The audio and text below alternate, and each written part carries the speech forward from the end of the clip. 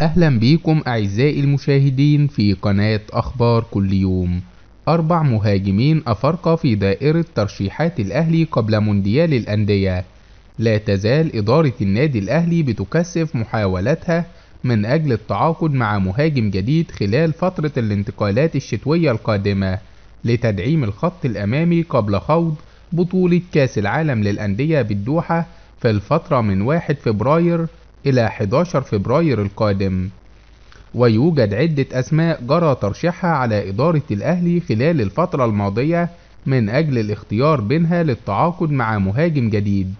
وكان الأهلي قد باع عقد المغربي وليد آزارو إلى نادي الاتفاق السعودي في الوقت اللي رفعت فيه الإدارة الحمراء اسم المهاجم السنغالي إليوباجي من قائمة الفريق للموسم الجديد. لابا كوجيا وموليكا يعودان لاهتمامات المارد الأحمر. برزت أسماء عدة خلال الفترة الماضية تهتم بهم الإدارة الحمراء للتعاقد مع مهاجم جديد قبل المشاركة في مونديال العالم للأندية ممثلا عن القارة السمراء. ويأتي على رأس المرشحين لارتداء قميص الأهلي التوجولي لابا كوجيا مهاجم العين الإماراتي الذي دخلت إدارة الأهلي في مفاوضات معه خلال الفترة الماضية من أجل التعاقد معه، خاصة في ظل إمكانياته التهديفية الكبيرة مع الفريق الإماراتي في الموسم الماضي.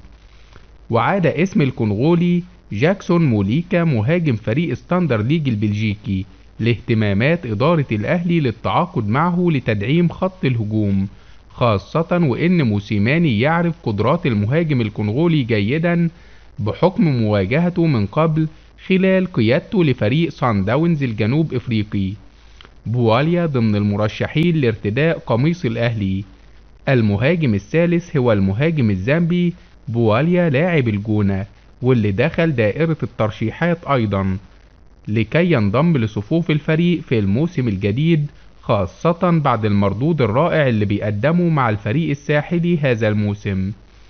وتجهز لجنة التخطيط بالأهلي عدد من السير الذاتية لمهاجمين آخرين لعرضهم على موسيماني تمهيدا لاختيار أحدهم لتدعيم هجوم الفريق قبل السفر والمشاركة في مونديال الأندية. ريتشموند بواكي مرشح للعب للأهلي.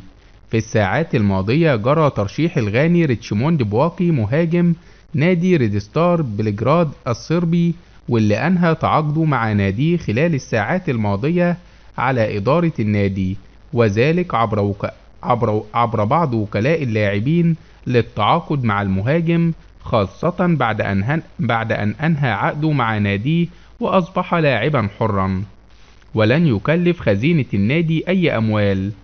وشارك اللاعب مع فريقه الصربي خلال 100 مباراة سجل خلالها 60 هدفا وصنع 18 هدف.